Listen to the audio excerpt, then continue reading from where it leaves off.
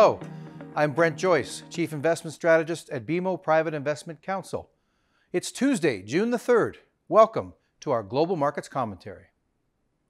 May saw a continuation of the positive developments for the global economy and capital markets that began in mid-April. More feedback from the bond market and more checks and balances chiming in brought more changes to the U.S. administration's tariff agenda and budget plans. Bond markets were soft, but global equity markets added to their late April rally. Critical feedback continues to come from the bond market. Recall, declining equity markets are a tangential signal. Rising bond yields immediately grab attention as they impact government finances. For just the second time since the 2008 Great Financial Crisis, yields on 30-year U.S. Treasury bonds crested 5%, before retreating as politicians acknowledged this important signal from the bond market and changed their tone. Other feedback loops we have pointed to chimed in as well. The codified checks and balances foundational to trust in the U.S. system of government began to weigh in, with court rulings that President Donald Trump had overstepped his bounds on some tariffs and other areas. We note that these legal battles are just beginning. The striking down of some tariffs introduces additional uncertainty as the administration pivots to other methods to achieve its goals. Higher bond yields, usually not a stock market-friendly development, were shrugged off by equity investors as they appreciated the impacts the rising bond yields are having on policy choices. There are limits to this, but for now, investors celebrated the tariff reprieve more than the weight of higher bond yields. A typical, balanced, well-diversified Canadian investor, as of the end of May, sits on a year-to-date return in Canadian dollars of roughly 3.5%. Further gains for the capital markets will require a continuation of the more reasonable tone from the White House, as opposed to the move fast and break things approach that culminated in the Rose Garden on April 2nd. It would be naive to think the path forward will be smooth. Indeed, many hurdles remain. However, we can see from recent capital market results is that when the tariff threat is reduced to a reasonable level, capital markets believe the global economy is healthy enough to absorb the shock. We have said that things can get back on track.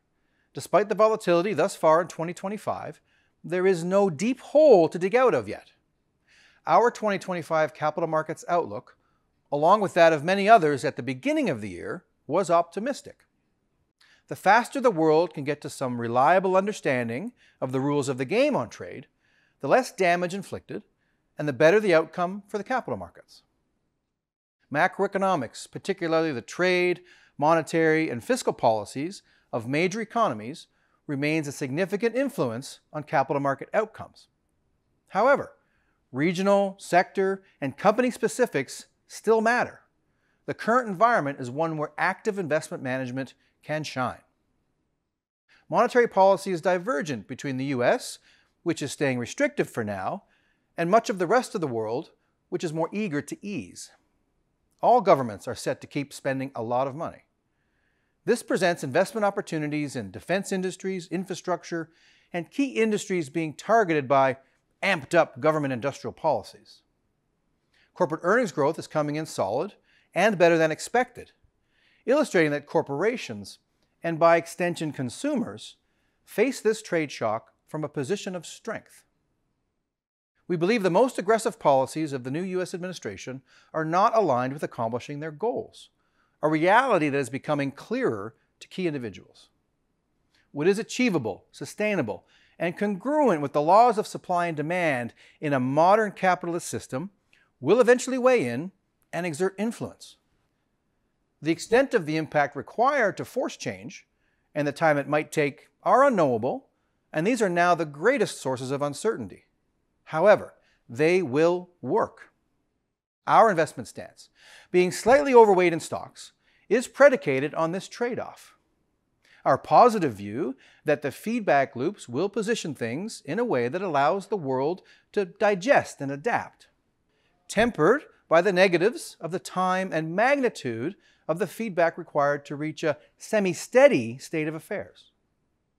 Our well-balanced and well-diversified portfolios are performing well amidst the recent volatility, proving yet again this approach stands the test of time and weathers all manner of circumstances.